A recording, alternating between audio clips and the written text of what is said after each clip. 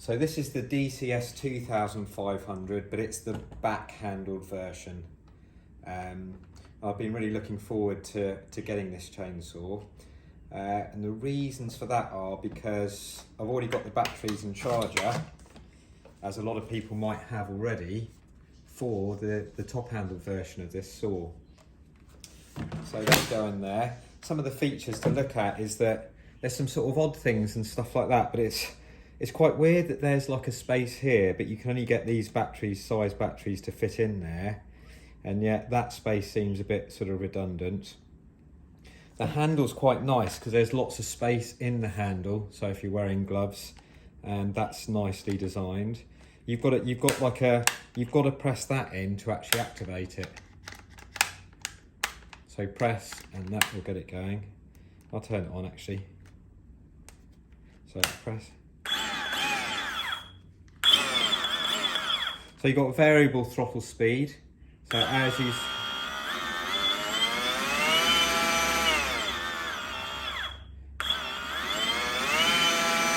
It's never quite as controllable as a petrol saw, I found. But one thing I really like is the chain brake is built into the body of the saw. So when you come to put on your side cover, you haven't got to, because I tend to find with some, I think it's the 2511 or there's other saws, you sort of put, and then you're sort of mucking about with this bit, trying to get the band around so it lines up going around the drive sprocket, but that is all built in, so I really like that. And the other thing that I really like is the fact it's just got a normal, I mean, where the quick tensioning system came about, I don't know, because why people can't use a spanner just to tighten their chain and undo a nut, but it hasn't got that stupid, idiotic, basically this sort of nonsense here that you tend to get on a lot of the more hobby type saws. And notice this is like a Stihl MS120C. Notice when you do the throttle,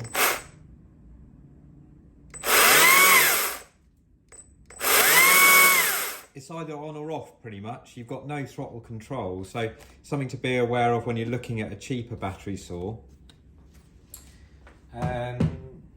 These are our like little Panther spikes. So we'll be doing the chainsaw with these. You get these automatically, but I'll put a link to where you can get them.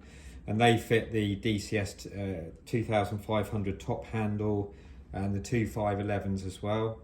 So they're quite a nice little stainless, skeletonized little saw dogs here. Not always needed, but I think it is needed on when you've got a back handle sort of ground saw. Another nice feature is, I don't know if you can see it, but you control the oil, which is usually hidden under the saw. They've actually put that on top of the chainsaw, which is quite really, I thought that's a really good thing to do. It's quite a nice little piece of sort of fairing there. One thing you probably won't like, it basically, I mean, this is quite bizarre, I think, really. It comes with this echo bar.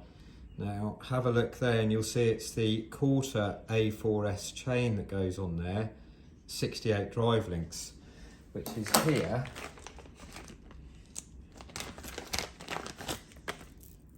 So, yeah, that will go on there. This will probably be very good chain to use, and we'll do a quick test now of this. Can you see how that goes around the nose? It's nice and smooth. Just set this up again. So it goes around nice and smoothly, doesn't it? Beautiful, that. But that chain has an RRP of something almost insane. It's like about 36 quid each. I can't see them on the Echo dealer system at the moment. So just looking at, say, this is the Panther Mini chain.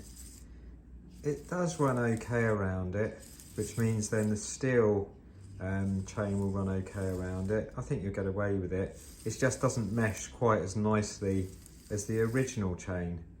Can you just see there's like a few gaps there and stuff, but again, difficult to say, but that would probably be okay. I think it's not actually glitching at all. So just going back to the saw.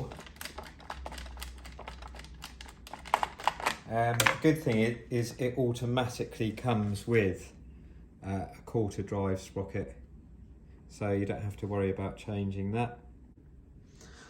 So where I think things get interesting, if I've got my figures right, so you'll have to let me know if I haven't, is that the weight of this is 2 kg, or without the battery, without oil in it, the dry weight, and without cutting gear. I think the 49 grams come from the saw spike, so you can call it over 2 kg. But this is what I've seen in the different stuff. So if you look at the Huksy T542 IXP, the dry weight without cutting gear on that is 3.3 kg. And the sort of price I've seen it online for is about 558 plus VAT. Or so.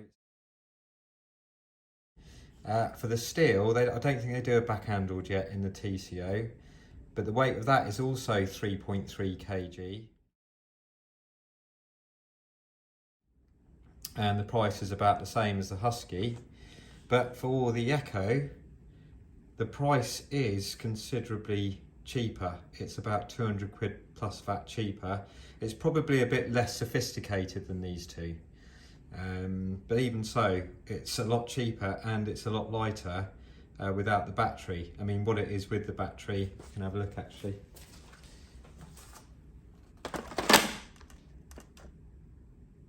Make sure that's zeroed. So even with the battery, it weighs less, according to the figures that I've found.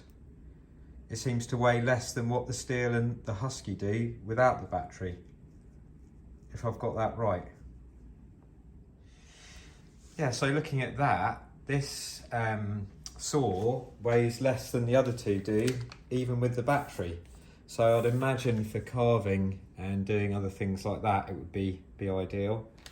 And just using, you know, what it's like just for everyday use, it would be great, really.